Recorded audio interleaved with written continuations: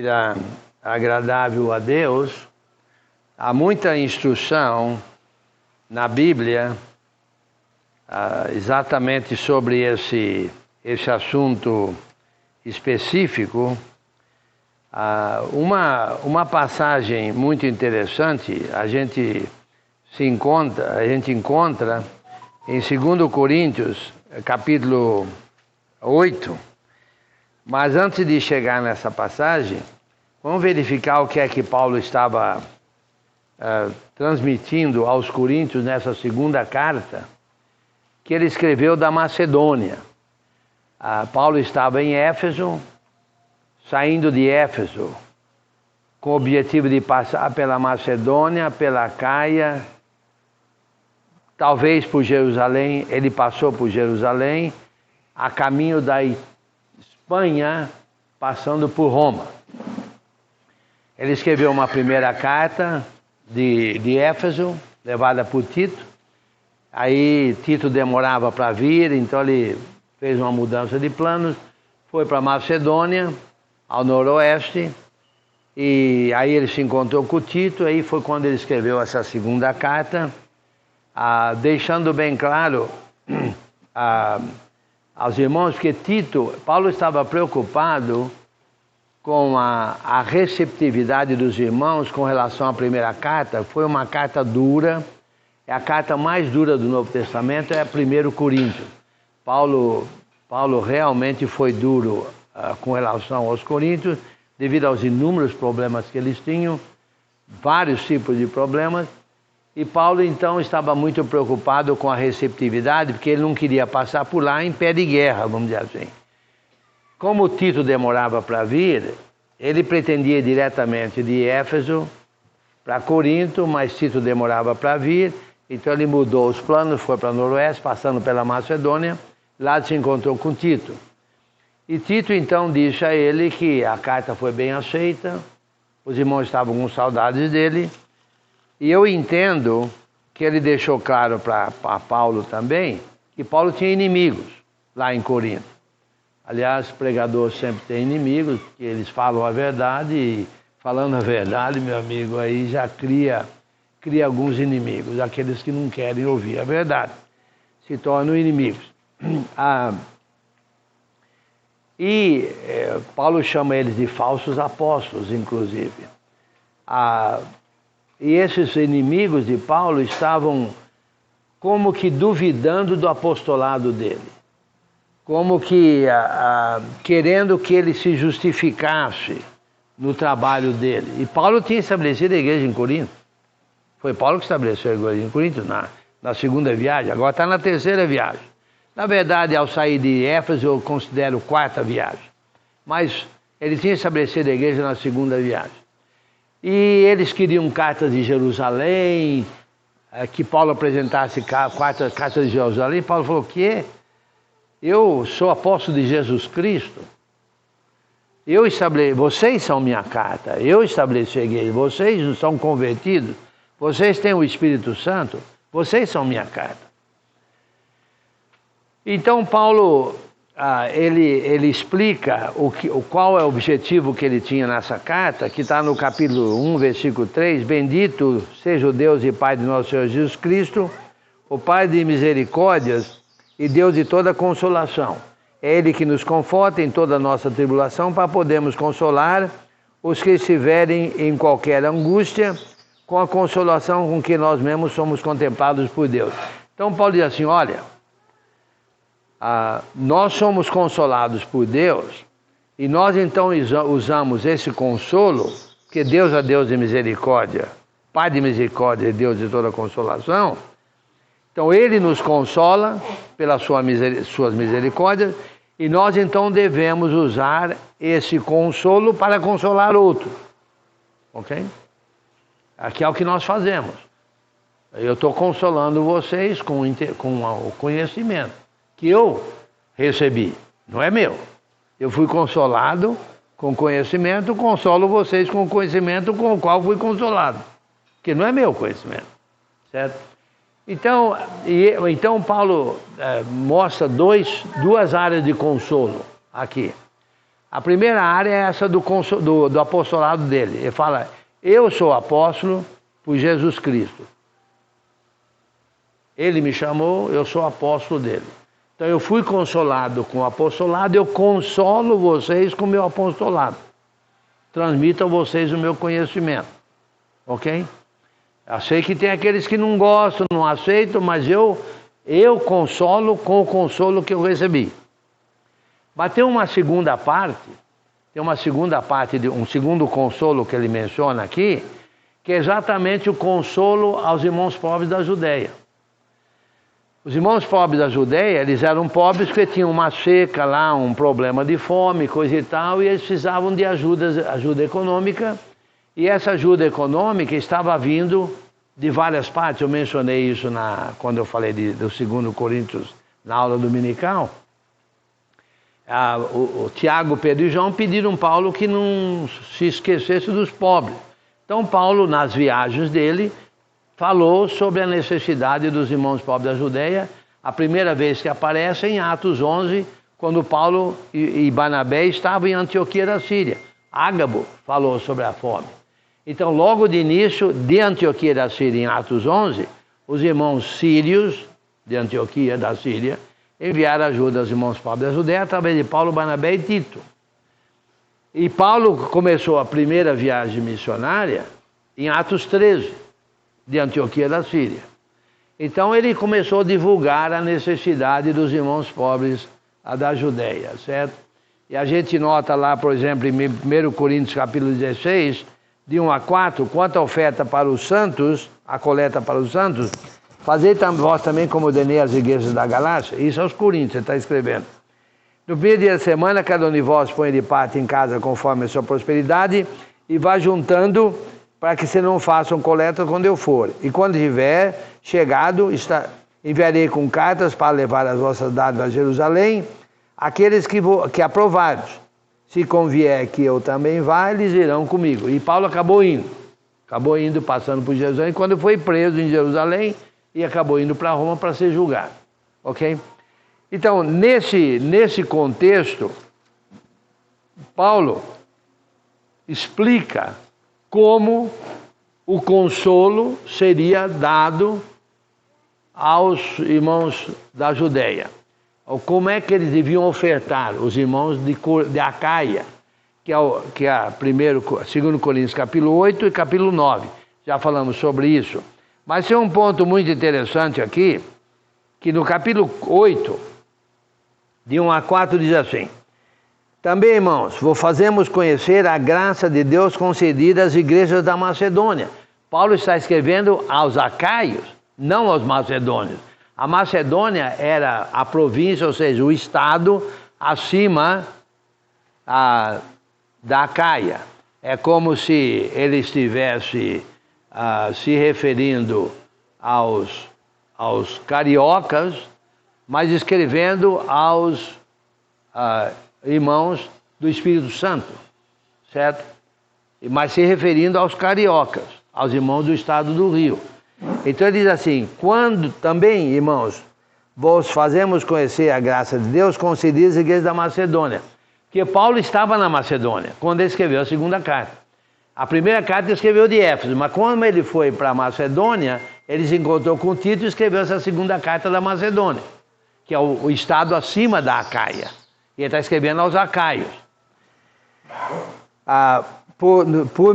No meio de muita prova de tribulação, manifestaram abundância de alegria, e a profunda pobreza deles superabundou em grande riqueza da sua generosidade.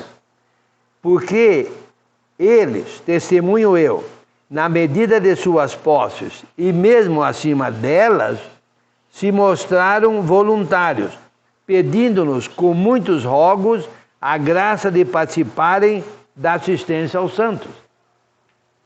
Então os irmãos da Macedônia ficaram sabendo dessa possibilidade de ajudar os irmãos pobres da Judeia e se voluntariaram.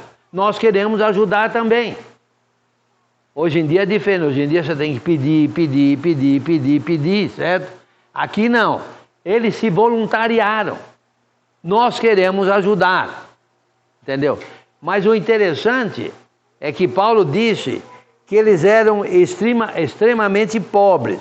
Olha só, diz aqui, e a profunda pobreza deles superabundou em grande alegria da sua generosidade, porque eles, testemunho eu, na medida de suas posses, que eram poucas, se é que eles eram profundamente pobres, certo? E mesmo acima delas, do pouco que eles tinham, se mostraram voluntários.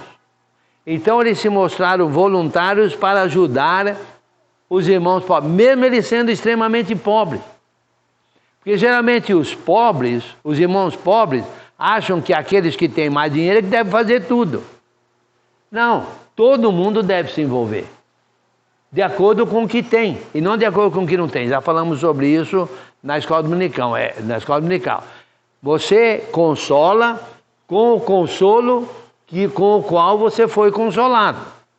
Você não consola com o consolo que você não tem, você só pode consolar com o consolo que você tem. Então, você só pode ajudar da maneira como Deus te ajudou.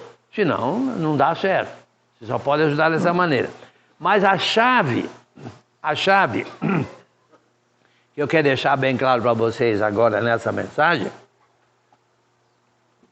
está no versículo 5 do capítulo 8.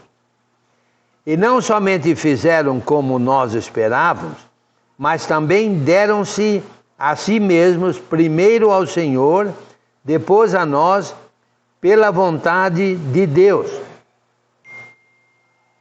Por que eles se mostraram voluntários? Por que eles queriam ajudar, mesmo tendo pouco? Porque eles se deram primeiramente ao Senhor, certo? Depois a Paulo e os que estavam com ele nessa ajuda aos irmãos pobres da Judéia, né? Tito e outros que estariam trabalhando nesse sentido. Eles se deram primeiramente ao Senhor. Aí está a chave. Não adianta ficar pedindo, se a pessoa não se deu primeiramente ao Senhor. Ela não vai ajudar.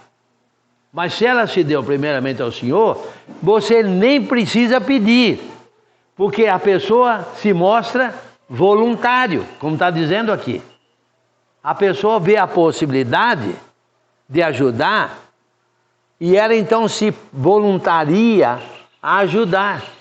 Não é preciso ficar pedindo, implorando, porque a pessoa, ela se entregou ao Senhor, ela quer fazer a obra do Senhor, então ela vai se tornar a voluntário. E isso aí tem resultados. Por exemplo, um resultado é motivação, isso motiva outros. Por exemplo, no versículo 6 a 8, Paulo diz assim, versículo 6 a 8. O que nos levou a recomendar a Tito, que como começou, assim também complete essa graça entre vós, como porém em tudo manifestou a superabundância, tanto na fé e na palavra, como no saber e em todo cuidado, e em nosso amor para convosco, assim também abundeis nessa graça. Lembra que isso aí motiva. Quando os irmãos se voluntariam, é como se isso aí motiva outros a também se envolver. Então Paulo falou assim, olha, então é por isso que eu estou mandando Tito aí para vocês, para os Acaios, para vocês ficarem preparados, porque assim quando nós descemos da Macedônia, ou algum macedônio for com a gente, já falei sobre isso na escola dominical, vocês estejam preparados e realmente vocês façam aquilo que vocês programaram fazer um ano antes. Lembra, os Acaios propuseram ajudar os irmãos pobres da Judéia um ano antes da primeira carta. Então, mas interessante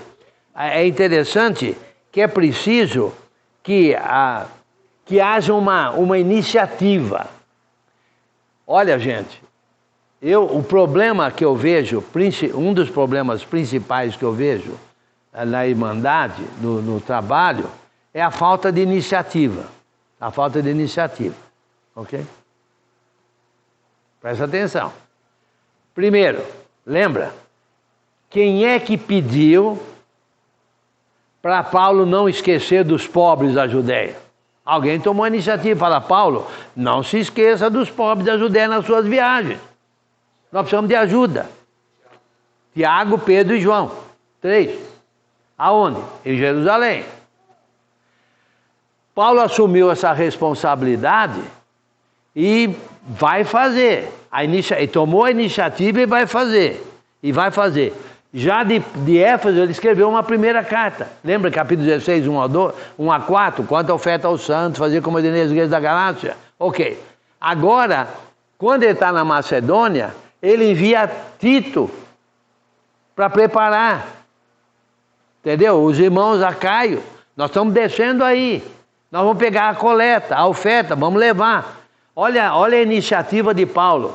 Uma coisa, eu já falei isso, uma coisa que eu admiro em Paulo é a iniciativa dele, é o fato que ele tinha visão, é o fato que ele fazia a obra, ele se dedicava à obra, ele enxergava a obra, ele agarrava a obra, ele vestia a camisa, ele pegava o boi pelo chifre, ele fazia. Ele sempre foi zeloso, mesmo antes de se converter, ele era zeloso. Mesmo antes de se converter, e a maioria de nós empurra com a barriga. A maioria de nós empurra com a barriga. Se é que empurra. Ok? Não estou criticando ninguém. Mas infelizmente nós precisamos de vestir a camisa. Fazer a obra. Certo? Eu agradeço, parabenizo os irmãos aqui que mexem, que fazem aqui essa organização, certo? Seria a Paloma, né? Seria a Simoni, né? Que organizam tudo isso aqui, né?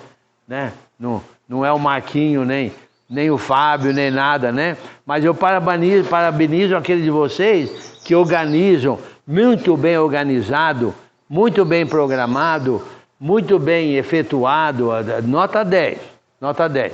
Mas se não vestir a camisa, e tem aí as cozinheiras que cozinham muito bem, tudo bem planejado, bem organizado, olha, nota 10. E a gente vem nisso aqui desde o início, né? Eu acho que nunca faltamos, nunca faltamos, né? Pelo menos a Mali, eu acho que não, porque, por exemplo, ela não foi lá em Brigadeiro. Ela não foi em Brigadeiro, foi aquela primeira vez? Que eu quase morri.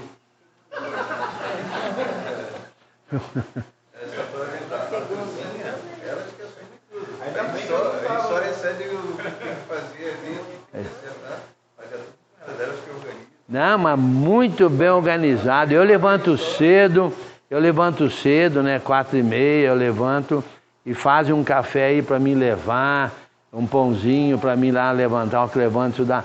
Não, nota 10. Mas se você não vestir a camisa, se você não tiver a visão, a organização, não sai. Não sai, entendeu?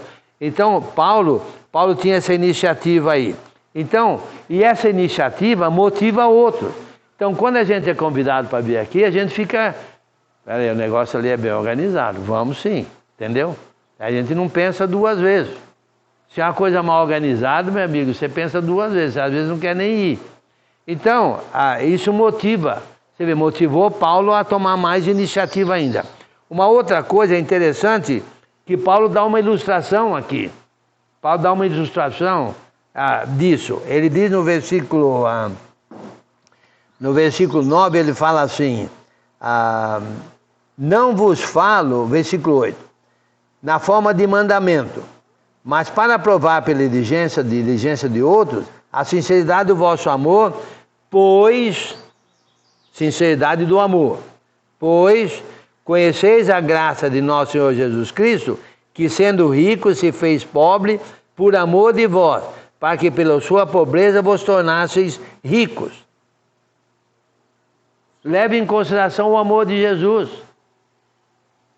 certo? Para que vocês realmente façam a coisa como Jesus fez, certo? Agora, uma outra coisa aqui, nós notamos o seguinte, que ele fala, Nisso dou minha testemunha a vós outros, que desde o ano passado principiasse não somente a prática, mas também o querer. Os macedônios. Paulo está dizendo aqui dos macedônios, da dedicação deles em ajudar. Mas não é só a dedicação deles. O que nós precisamos aprender é que nós nos damos ao Senhor. E porque a gente se dá ao Senhor, a gente tem uma atitude de servir ao Senhor. Não adianta, como eu falei, não adianta ficar implorando R$7 por mês, ou implorando para ajudar o trabalho, para ajudar evangelistas. Se você não se deu ao Senhor, não vai adiantar. Mas quando você se dá ao Senhor, você vai fazer aquilo que deve ser feito. Olha os filipenses, olha os macedônios. Tem pelo menos dois exemplos dos macedônios. Um exemplo são os filipenses. Lembra dos filipenses? Lá no capítulo 4 de Filipenses, no versículo 6 e 7, Paulo falou o seguinte dos Filipenses, 4, 6 e 7. Ele diz assim, Filipenses 4, 6 e 7, deixa eu ver aqui, 4, na verdade é o 14. 14 diz assim,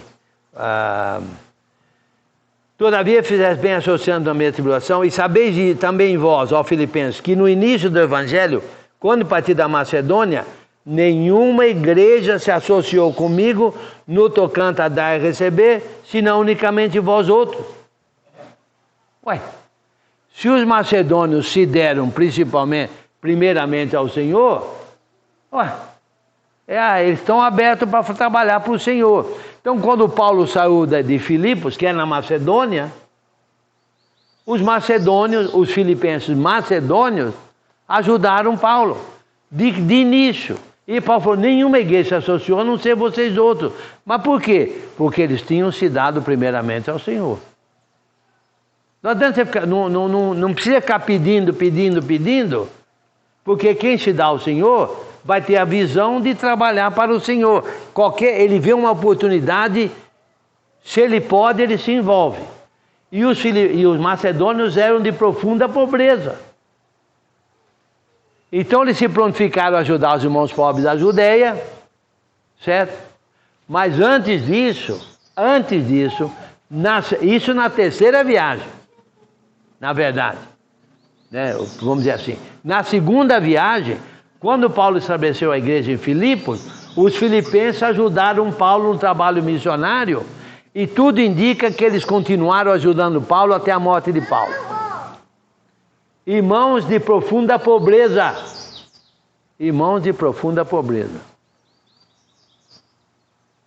Qual irmão que não pode ajudar R$7 por mês, entendeu? Qual irmão que não pode ajudar com o que ele tem? Nós consolamos com o consolo com o qual fomos consolados. Entendeu o que estou dizendo? Então eles ajudaram com o pouco que eles tinham, eles passaram a ajudar Paulo o resto da vida de Paulo. Nenhuma igreja fez isso quando ele saiu da Macedônia, a não ser a igreja de Filipe. Agora tem uma outra igreja também, na Macedônia, que era a igreja em Tessalônica, também na Macedônia.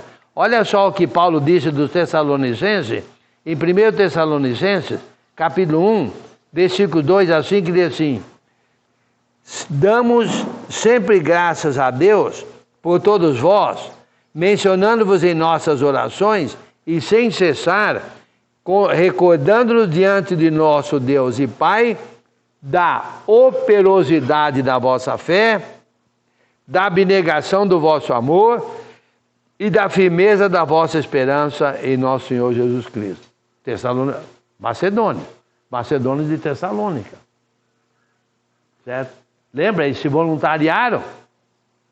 Eles se voluntariaram a ajudar os irmãos pobres da Judeia. Por quê? Porque deram-se primeiramente ao Senhor.